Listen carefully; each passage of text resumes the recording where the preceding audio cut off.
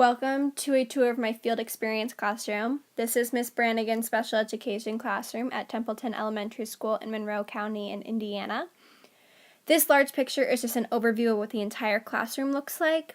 It's not a very large room, but there are only 6 students in the classroom. And each student works one-on-one with a teacher at stations throughout the room, and then there's one group space where the entire classroom can come together. So I'm just going to go around to each station with just a quick picture and kind of a description of what happens there. So starting with station 1, this station is for one particular student. And what happens here is there is a sensory swing and a table, and the student uses this throughout the day to kind of just get acquainted, and this is where they mostly go when they're not doing the group work. So station 2 is just right next door. And it's a very small area. It's this area right here. And it's a great place to work with a student who gets distracted by things throughout the room. So as you can see, there's these sound barriers that are throughout the entire room, so it really minimalizes the noise throughout the classroom. But also then when the student sits in the desk, they're not staring at a bunch of things on the wall. They can't really see over the wall. So it really limits the distraction for students who are heavily distracted in the classroom. And then the area right next door right here, this is the independent area. And this is for the students who can work better, who are able to work on their own and get things done on their own. And so this area is larger than the rest of the areas. And as you can kind of tell right here, this is where the area continues. There's bean bags and then extra sound barriers so that they can create their own space, and they can read there, and there's a shelf of puzzles for the students to use. So then back in the corner is the teacher's desk, and then personal computers for the students to use.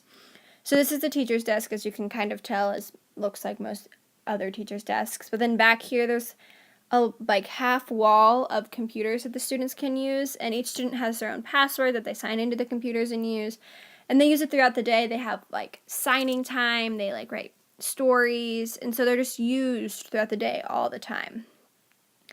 So then next to that is station 3, and this is more of a station for more than one-on-one group work. It has a larger table with more chairs and a larger area to be set up, so that this area could be used for a 2-on-1 where there's 2 students working with one teacher, and they can more collaborative. It's more of a collaborative area. And then back in the corner over here is station 4 and station 5. They're right next to each other.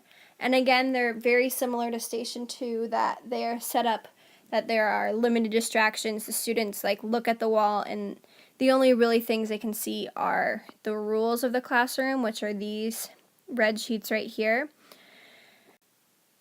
Station 4 back in the corner is the best space to go with students who get the most distracted in the classroom, because there is actually nothing that the students could look at that could distract them, because it's blank walls. So students who need to have trouble focusing, this is where they spend most of their day. And then station 5 is kind of unique, that there's one individual student who has an iPad that's set up there always, that has a language application that helps her communicate with the classroom. So she spends most of her time in this area. Now, going just back around in a circle, we come to the group work area. So this area is the only space in the entire room where the entire class can come together as a whole. And this area is mostly used in the morning when they have group activities, and then during snack time. So it's a space that's used, but it's not used the most. Mostly the individual stations are used. But this is where they have morning time, where they talk about what day it is. They talk about the words they're learning that day, and they make sentences.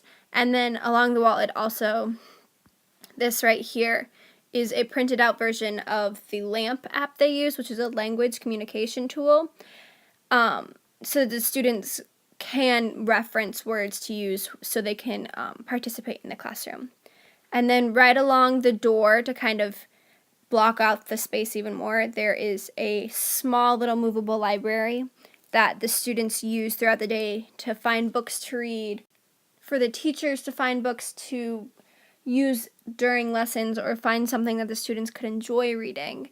So that's just an area that is used not just by teachers and not just by students, but both of them collaboratively. So that's basically the overview of the classroom. This is a very unique classroom because it's not like your typical classroom because it is very individualized for certain students.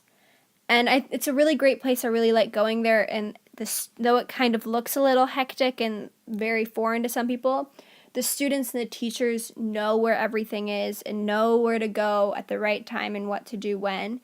So it's been laid out very well and been communicated very well to the students what to do and where to go. So I think that's great. And again, this was Miss Brannigan's special education classroom at Templeton Elementary School in Monroe County. Thanks again for sticking with me and kind of going through what this classroom is. Bye.